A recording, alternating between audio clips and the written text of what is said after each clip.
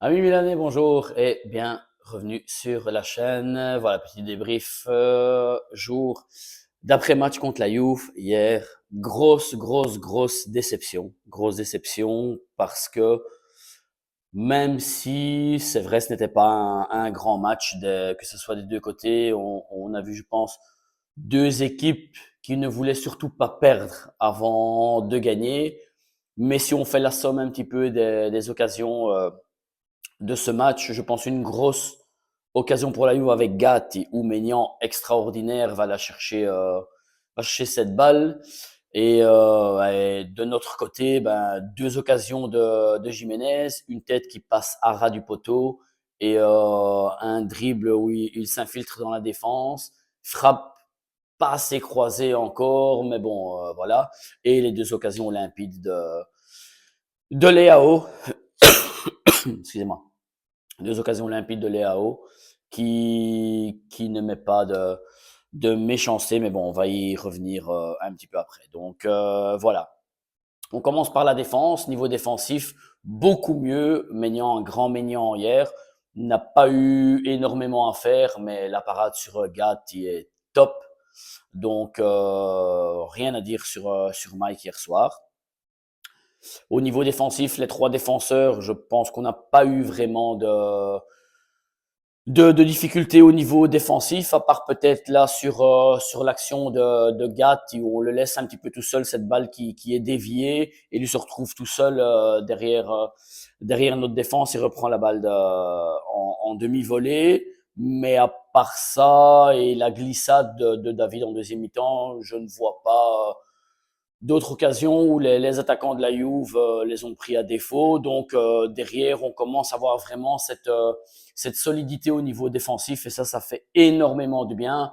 Je rappelle que on vient de deux saisons où, en sommant les deux saisons, en totalisant les deux saisons, on a pris plus de 90 buts en deux saisons, ce qui est énorme et inadmissible pour un club comme le nôtre, comme Milan.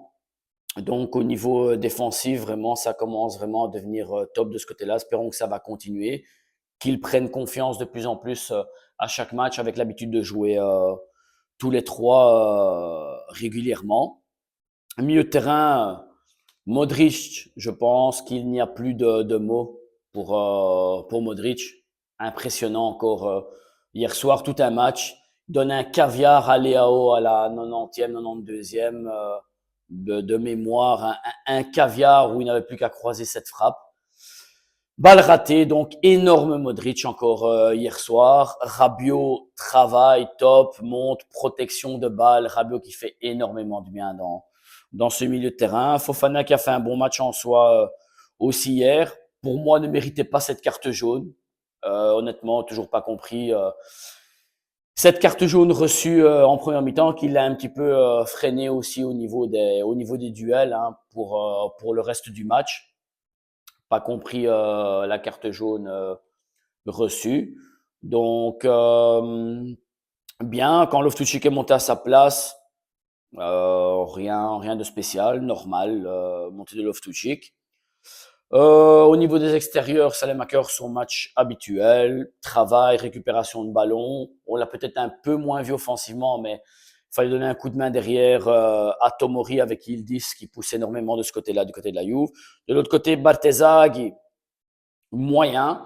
Il a souffert deux, trois fois les accélérations de Concessa, d'où on connaît toujours ses crochets, sa vivacité, mais pas de choses vraiment négatives de ce côté-là. Je pense que c'est un garçon qui a une marge de progression encore et qui pourrait peut-être, pourquoi pas, prendre la place d'Estupinian, jeune, italien, donc pourquoi pas, on verra. On verra s'il va progresser dans le futur. Au niveau attaque, Pulisic un peu plus décevant hier, mais dommage pour ce penalty raté qui pour moi, en débloquant ce résultat, était un match plié. Comme je disais à mon beau-frère, parce que j'ai regardé le match chez ma sœur et mon beau-frère qui lui est Juventine, donc on a eu l'occasion de se titiller un petit peu. C'était un match où, à mon avis, celui qui débloquait le résultat aurait pris les 3 points dans ce match. Dommage. Pulisic qui rate très rarement un penalty dans ses carrières.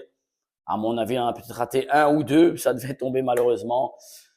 Hier soir dans un match super important comme la Juve, mais je peux pas en vouloir à un garçon qui donne toujours le 100% de soi-même à chaque match. Donc dommage, mais hier un petit peu moins bien.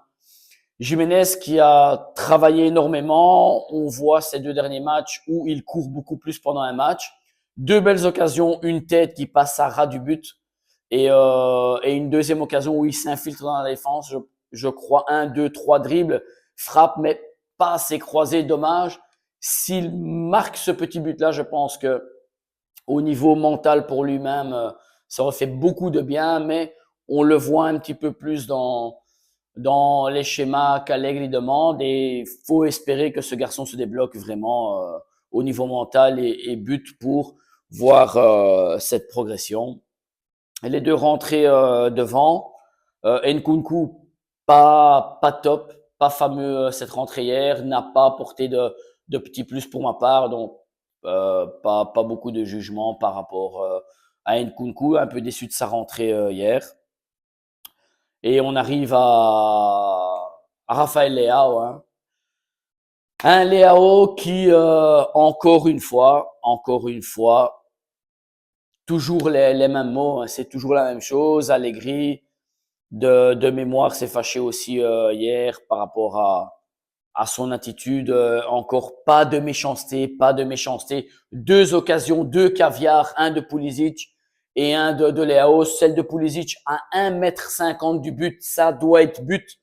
Ça doit être but. Méchanceté dans cette frappe. Il faut vouloir tuer ce but. Il faut vouloir gagner les matchs. Et il ne l'a pas. Il ne l'a pas. 90e minute aussi. Caviar de Pulisic devant le but. Frappe croisée. Méchanceté, non. Deux frappes croquées, plat du pied, balle qui rebondit. Ah, inadmissible. Inadmissible pour un garçon qui a ses qualités. Inadmissible et ça devient récurrent. C'est un garçon qui est dehors depuis 1 mois et demi, qui rentre ici dans un match super important après être rentré quelques minutes le match passé, où il reprend de la condition. Non, non.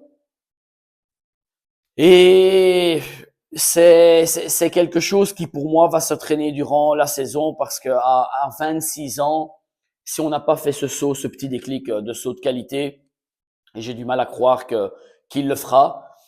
Et malheureusement, avec Allegri, je doute qu'il ait une deuxième chance, une deuxième saison. Leao qui, pour moi, s'il ne fait pas ce step définitif cette saison, sera mis sur le marché. Et honnêtement, pour ma part, avec tout le bien que j'ai envers ce garçon-là, pour les qualités qu'il a, je pourrais pas m'opposer à un départ parce que on ne peut pas toujours continuer à espérer qu'il fasse ce step supérieur et d'avoir cette constance comme un Pulisic de courir, de combattre, de se battre chaque match et d'avoir cette hargne et cette méchanceté de tuer le but quand il faut mettre un but. Si ça n'arrivera pas cette saison, pour moi, malheureusement, il faudra se diriger vers une vente de Leao et je ne m'en ferai pas plus que ça si ce sera pour renforcer avec un autre top attaquant et un top défensivement. Pourquoi pas? Pourquoi pas? Parce qu'on ne peut pas continuer chaque année à espérer que Léao fasse ce saut de qualité définitif. À un moment donné, il faudra prendre une décision. Et à mon avis, avec Allegri, cette année, fin de saison, il y aura une grosse réflexion de ce côté-là. Et il y aura un choix à faire avec Léao. Et pour moi, dans cette direction-là, ça sera le départ. Donc voilà, on retient le côté négatif d'être sorti avec 2 points en moins pour ma part, parce qu'au point de vue des occasions, même si c'était pas un grand match, le Milan méritait les 3 points. Et aujourd'hui, on aurait été tous de meilleure humeur, on aurait été premier au classement avec le Naples et la Rome. Maintenant, côté positif, c'est qu'on continue cette positivité au niveau derrière, au niveau défensif. Au niveau solidité d'équipe, aujourd'hui, on est une équipe. Et ça, ce sont les points positifs. On n'est qu'à 2 points de la première place. Donc, petite trêve. Et j'espère qu'on rechargera les batteries, même si c'est jamais évident quand il y a les équipes nationales au milieu. On a toujours peur de joueurs qui reviennent avec des blessures. Touchons du bois. Mais espérons qu'au retour, on fera un bon match et on repartira avec les 3 points avec une Fiorentina qui est en difficulté de Pioli. Espérons qu'il ne se réveille pas contre nous, mais il faudra enchaîner les matchs. Fiorentina, puis on a Pisa et après ce sera 2 matchs un peu plus difficiles avec Atalanta et Rome, si je ne me trompe pas. Donc, il faudra reprendre un trend positif et garder ce haut du classement parce que pour moi, on doit faire le même chemin que le Naples a fait l'année dernière et aller faire cette course au Scudetto parce que l'équipe est là et elle doit se mettre dans la tête qu'elle est forte et aller vers cet objectif-là qui est l'objectif d'aller gagner le championnat. Donc voilà, si ça vous a plu, likez la petite vidéo, abonnez-vous, c'est totalement gratuit comme je le fais moi, je le répète toujours. N'hésitez pas à me laisser des petits commentaires, ça me ferait plaisir parce que je ne vois pas de commentaires encore pour le moment. C'est vrai que c'est le début des vidéos, donc voilà, ça me ferait plaisir de voir vos avis, ce que vous pensez par rapport à l'équipe, par rapport aux joueurs, à ce qui se passe pour le moment. Et ça nous permettra d'échanger nos avis. Sempre Forza Milan et on se retrouve dans la semaine pour d'autres nouvelles. Bonne journée les amis.